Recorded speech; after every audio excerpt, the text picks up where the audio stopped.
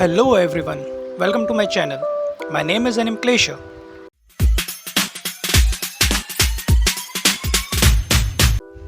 Okay guys, so I guess last video was quite complicated. So let me give you a quick summary of what happened in the last video. So in Sirens, only Queen reproduces. Okay, none other members of this race reproduce. All the generation comes from the Queen itself. And Damphits and Sirens formed a symbiotic relationship in which Sirens won the game and put a contract that Damphir males have to find the other males for them to reproduce, while as well, Damphir males cannot suck the blood of any other species. So, as to say, Damphir males have to suck the blood from the Sirens, and Damphir males will give themselves to the Sirens for the reproduction. Both require soul essence, of course.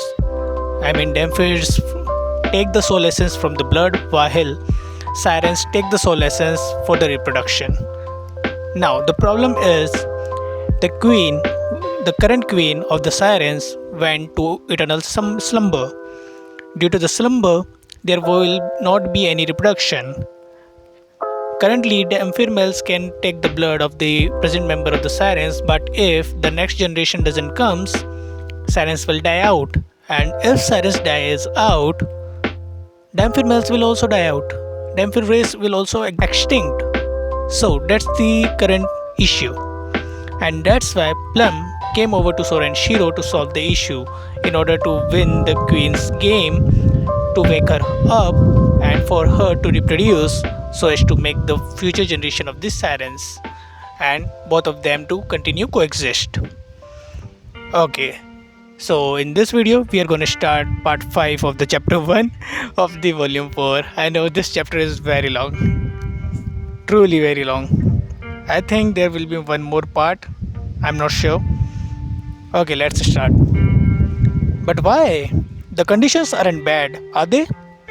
Miko, who had been quietly listening to the situation, briefly expressed her feelings. Well, I had long wanted the undersea resources of the Sirens, so what's the problem? You should go, save them and establish friendly relations. Wouldn't that be a pretty good conditions for the Alkia Federation of yours? Indeed, she was Miko.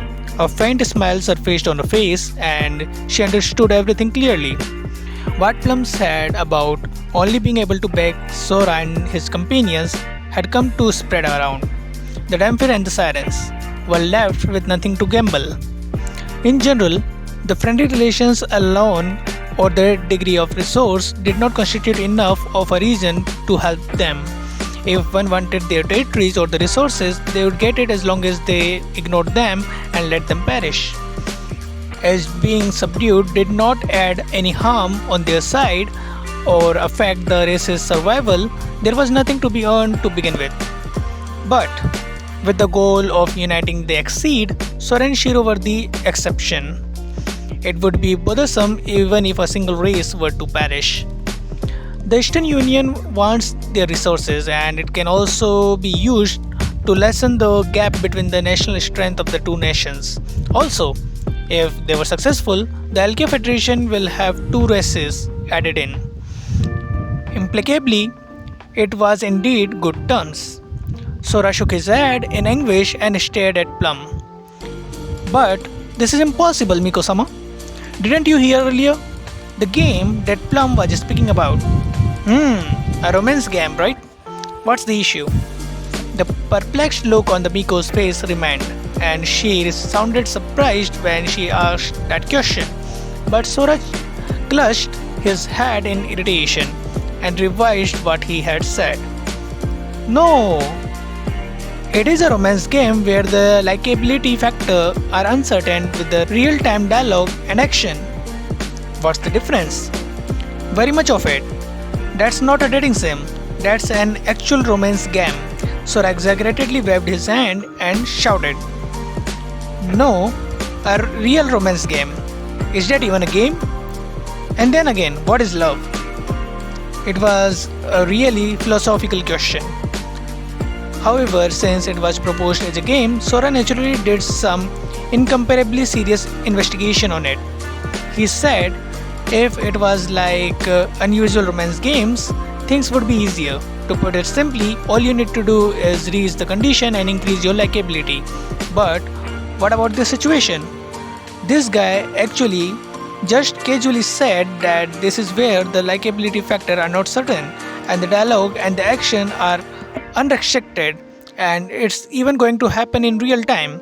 I'll ask again, isn't even a game? Ancient Greece.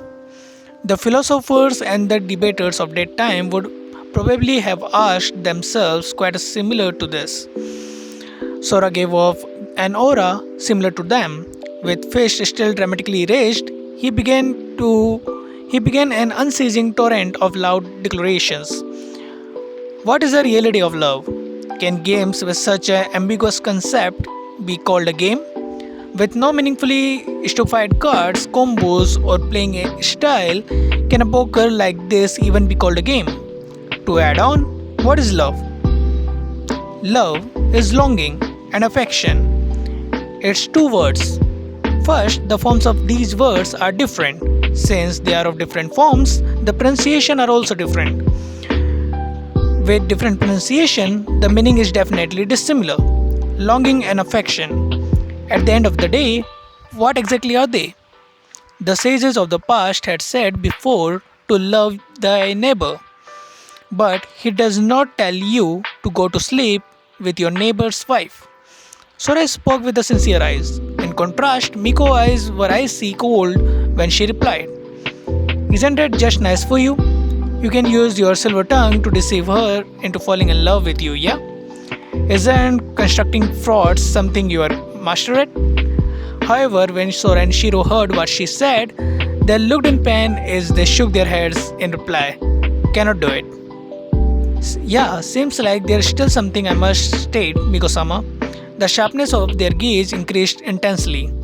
No matter what the game, Kuhaku is undefeatable. There are only two games we had never broken though. No, we have never understood the rules of and thus never played it well. And those are reality life simulation game and the reality love simulation games. In the world of the past, what was at the peak of over 200 and the 80 games was blank. This made the siblings become an urban legend only passed by word of mouth. They were the flawless two-man team, humanity's strongest games. But please do not forget that in reality they are just two virgin otakus without friends and with communication disorders. Upon saying this, Sora and Shiro had an immaculate gaze, and their upright figures exuded an intense amount of pride. Turning their beliefs into reality, they changed to grandeur existence. Also, the aura they were emitting made the particles in the air tremble. You certainly are my masters, so shocking and grandeur.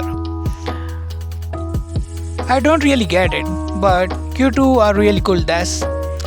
Gabriel and Izuna swallowed a gulp of saliva in surprise. Being proud of being amateurs at something made you guys into this state, It feels rather awe-inspiring. For me, having such a state of mind is greatly perplexing. Miko and Plum gave their calm opinion. Thusly, we wish to discuss the conditions with Miko-sama and keep our stance of giving no reply to the request for now. Oh, is that so? So Miko-sama, please tell us what love is. Tell us, Miko-sama. They asked with serious face, but Miko only sighed. She returned to her seat and played with her tail as if she was grooming herself. Well, what is love? Miko replied coldly. From when I could first think sensibly, I had only ever considered the bare beast, that is to say, the Eastern Union matters. I have been struggling with that till now. So, to say what love is, once upon a time, I had even forgotten to think about such a thing. With withdrawn eyes, Miko murmured as if she was recalling her distant past. And why is that? Sora and Shiro were tremendously familiar with what she was going through. Is that so? Then we are left with no options. After saying that, the two sat simultaneously and then turned to face Plum. Sorry, Plum. All we can do now is to ask you to give up. Hope you don't go extinct. Persevere and survive.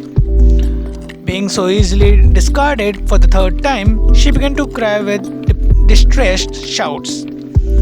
Please, just listen to what I have to say. I had said I had prepared the countermeasures. Plum shouted with tears in her eyes while pointing to her cheat sheet. The other damn fairs did not just get eaten away without doing anything. We have been analyzing the queen for many years, and at least we came up with an absolute strategy for this game. However, Sora and Shiro looked to have no interest in it. They were following Miko while trying to find an bifurcation of their own here. It looked like they had no intention of replying. There's a method to win on your own. So, gambatte. Plum groaned and went wah, then shouted at the top of her lungs. Rather than just speaking about it, why don't you just look at my evidence, Sora-sama? Then she extended her hand and pointed at Sora while shouting, Please name anyone who can never fall in love with you. Anyone? He? Sora played with his nails. His reply was calm and immediate. When Plum heard it, she froze in that moment.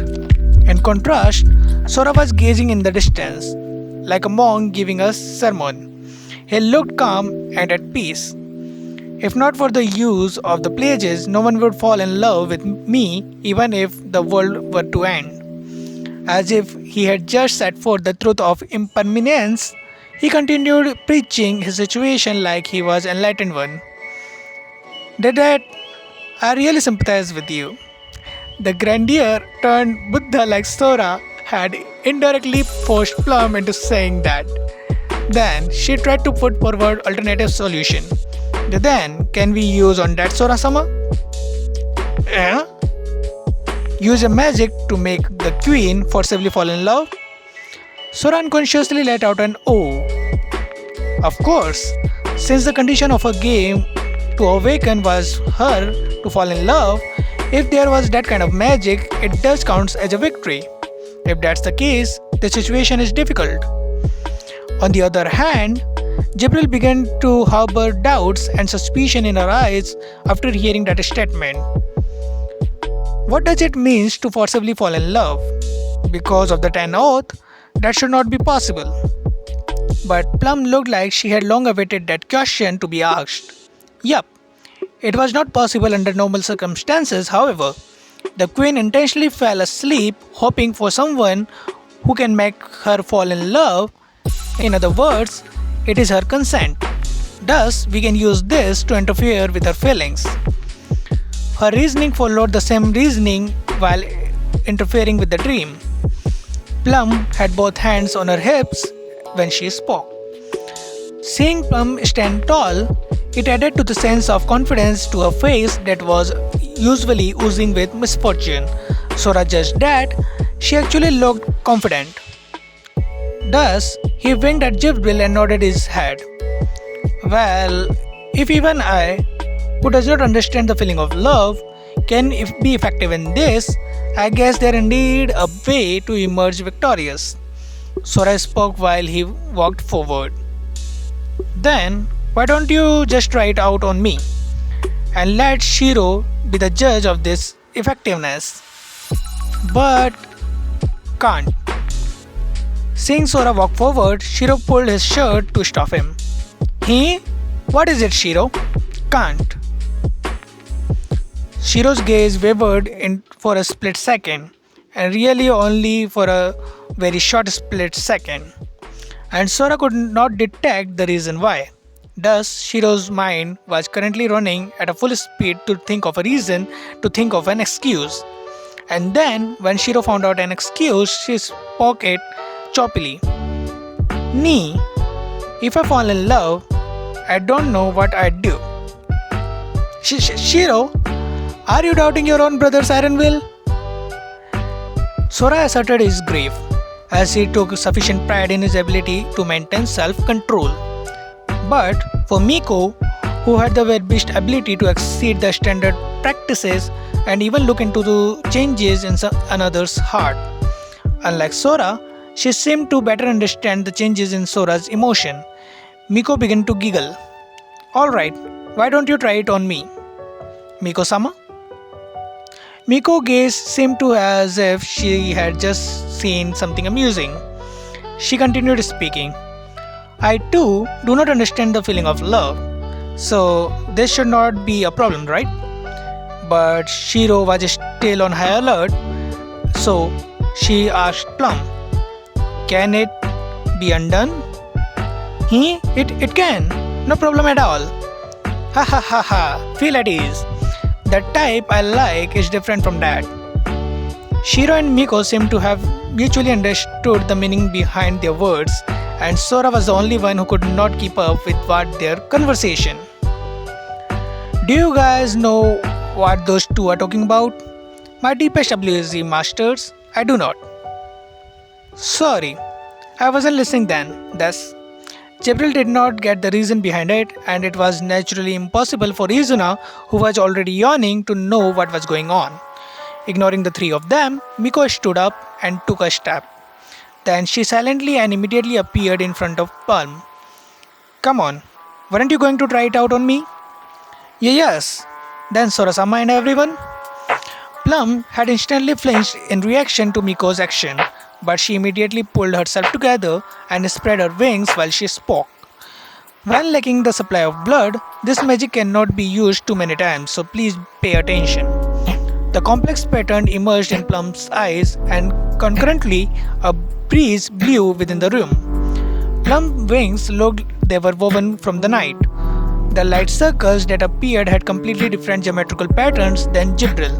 With irregular vibration and uncomfortable red lines scuttling, the room was dyed red. The irregular streak of red looked like veins. They gradually corroded until they reached the Plum's right hand.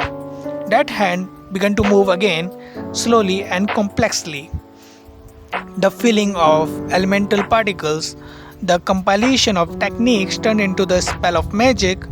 The ears of Izuna and Miko had a subtle reaction. Nonetheless, the magic was completely undetectable by humanity, so Sora and Shiro did not feel a thing.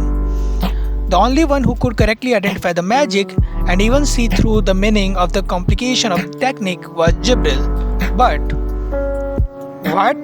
It can't be, can it? From her tone, it seemed like that she was surprised. After a few seconds, Plum slowly brought her palm to Miko. In a flash, it sounded as if things were exploding and the space surrounding the Miko gave the red glow, as if a whirlpool was scattering in all directions. What? Was the magic was carried out well? Miko did not look to feel any changes to herself, and Plum smiled in fatigue and said, Right, after this, it would be Sora-sama, please. Rub Miko-sama's chest. Huh? Sora and Miko exclaimed at the same time. After this command, the spell will be complete. Plum did not seem to notice the implication and was still speaking while filled with confidence. In a flash, Sora and Shiro exchanged glances, seeing Shiro nod in agreement. Sora. Then Miko-sama, can I? Well, I agreed to try it out, but I am very unhappy that none of this was stated in advance. Miko looked reluctant and she sighed while swaying her chest away. If it doesn't feel good, I would lose face. Sora said that, then with fear and trepidation, he covered Miko's breast with a hand. Then, looking determined, he applied some pressure. Damn, it is turning into an hentai or something. Brew. Sora almost let out a gasp of admiration towards the elasticity of the bouncing forward then sinking back. While Sora felt touched by the feeling of something different than Steph, ooh! Miko, who was originally frowning with displeasure, felt as if something in her body had been unleashed. Her expression changed, following which she slowly shifted her gazed towards Sora, intoxicated. She said, "What is this? This feeling that makes all the hair on my body stand on edge. This sickening barf-worthy smile from being in a bad mood, then now with a fire burning inside. Oh right. Is this what love is? It can't be. That really hurts my feelings." Miko was looking into the disgusting thing's eyes when she spoke, and Sora immediately shouted back in response. Still, Miko continued speaking as though she had not heard Sora's yell. This is probably love. It's obviously impossible, but I can assert that I have fallen for Sora, and so this nauseating feeling is called love. What a wonderful world we are in. I say, Plum, haven't you failed? No matter how you look at it, it's a mistake. Sora's mouth twitched uncontrollably. But Plum still stood tall and replied confidently, "Ha ha ha ha! Please listen to my explanation. This is the main point. As if speaking of the Damphir's only technology, her usually misfortunate face was pleasantly gleaming with shining eyes. Love Magic plugin. Although there were rumors of it in the past and present, no one has ever implemented it. Is that so? Jibril, love potions and love magic were frequently used in the plot of fantasy stories. Yeah, although I am reluctant to admit it, we have no leads on the principles of love magic." Jibril had difficulty unconcealing her amazed face when she spoke. Despite her reluctance to look, she was still nodding in recognition of Plum's great undertaking. To interfere with the emotions of love is something that practitioners of magic were never able to define the ambiguous key constituents to. From my knowledge, this magic is something even the elves have yet to achieve. Though they were the prominent in their illusionary magic spells, Damphir were still only ranked 12th place. The 7th rank practically be addressed as magic spell itself. They were the synonyms to complex technique, complication, magic. It was something elves could not accomplish, but Plum could. Despite this, she still nodded her head in agreement. Yes, the difficulty lies in defining the feelings of love because it never fixed, as everyone has different definition. Plum was happily flapping her tiny wings while she spoke. She had a triumphant look and strengthened her chest when she went on with her speech. When the uncertainty factor is impossible to be set, no matter what spell is cast, it would be meaningless. That is why the world terms as the spell of love magic plugin is at most just a cause of Easter's magic. But wait a second. Plum, I am more interested in Easter's magic. But Plum ignored Sora's concern and was standing so proud and tall, it looked like as if she was about to bend backward. We Damphirs have finally succeeded in this. Then she began her story. About something the elves could never be able to achieve, reach, and the truth about the magic that would even make the Flugels marvel at. Sure, it's uncertain, but we can just set it as something. Since everyone has the different feeling when in love, then let that definition be arbitrarily be decided by us. What kind of preposterous reasoning is that?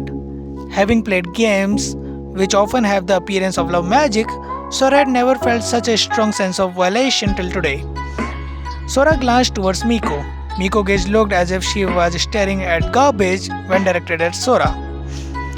No, but this should not be the state where she is in love with me, right? Sora rolled his eyes and murmured, "No, if Miko-sama identifies such a feeling as love, then that is love.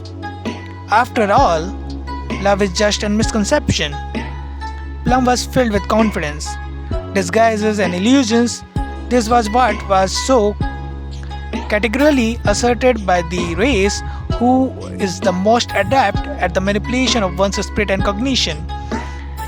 Shiro, I now feel a totally unprecedented disappointed towards the feeling of love. Love? What is it?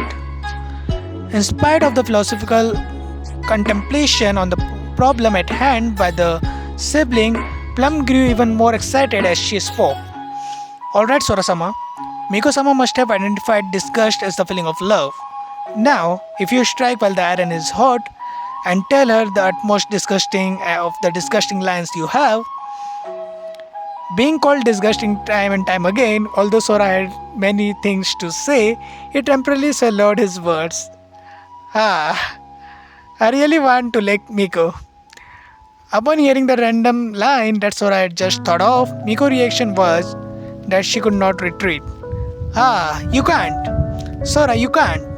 If you talk like that, wouldn't that make me fall for you even harder? Hey, Plum, aren't her words totally inconsistent with her attitude?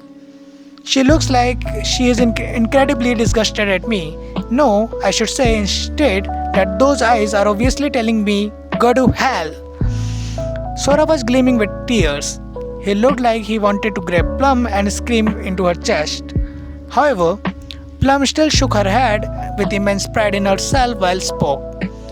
That is Miko-sama form of love. It turned into such a thing. Isn't that terrific? It's too great. So hurry up and cancel it. My spirit is on the verge of collapsing. This can't be right. Love Magic plugin should not be as such. Ah, such an interesting experience. Living for such a long time has its perks. With the spell broken, Miko was delighted and laughed out loud. Sora moved to the side. In the effort to prevent others from seeing how hurt his heart was, then spoke to Plum. So as it turns out, now I know your countermeasures for victory, yet why do you just not use this by yourself?